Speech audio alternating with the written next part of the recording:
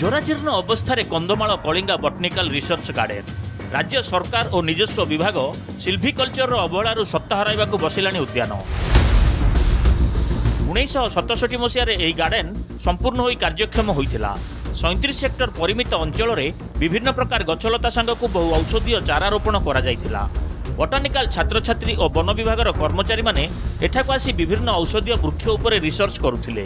हेले एबे एठारे आउ नाही औषधीय गछ, केवल शाल, पियाशाल, पाइन, डालचिन, गोलमरीच विभिन्न प्रकार बाउंश गछरे सीमित होई रहि जाइछि। सेथिमध्यरु अल्प किछि फाइलेन बात्यारे भांगी रुजी नष्ट होई जाइछि।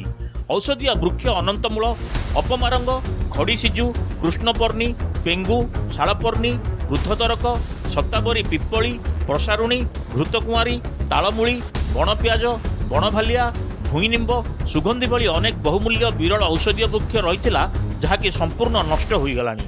एठारू बहु परिमाणर डालचिन और गोलमरीच उत्पादन हेउथिला, ताहा मध्य कमिगलानी। वन विभाग मध्य एथिप्रति आदौ दृष्टि देउनी।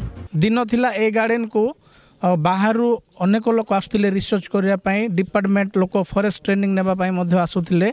आउ एठारे औषधीय वृक्ष भरपूर होइकिथिला, किंतु वर्तमान यहाँ संपूर्ण परित्यक्त अवस्था अच्छी। यहाँ अवहेला करा जाउची। यार पुनरुद्धार करने निमंते आमे अनेक थर सरकार को अवगत करिछु पत्र माध्यम रे, किंतु आज पर्यंत यह प्रति दृष्टि दिगला नहीं। सरकार यहाँ आम अंचल को आम गार्डन को अणदेखा करिसंती। तेणु बर्तमान पर्यटक मानकर भी आगमन कमी जाइछि।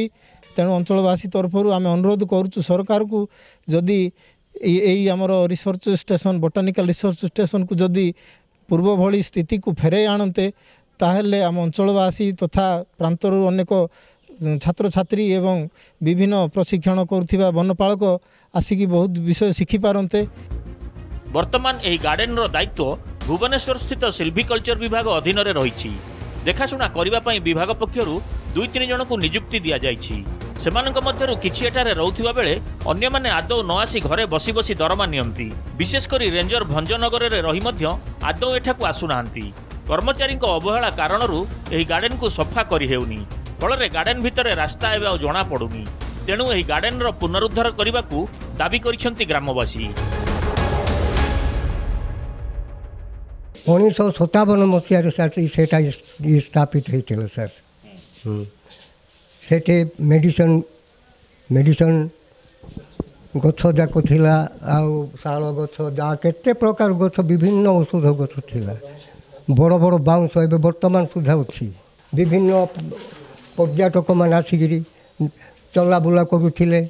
एवं बर्तमान कम आदि यहाँ पुनरुद्धार होता ताहले पर्यटक माने शांति श्रृंखला रही देखिकी जाते।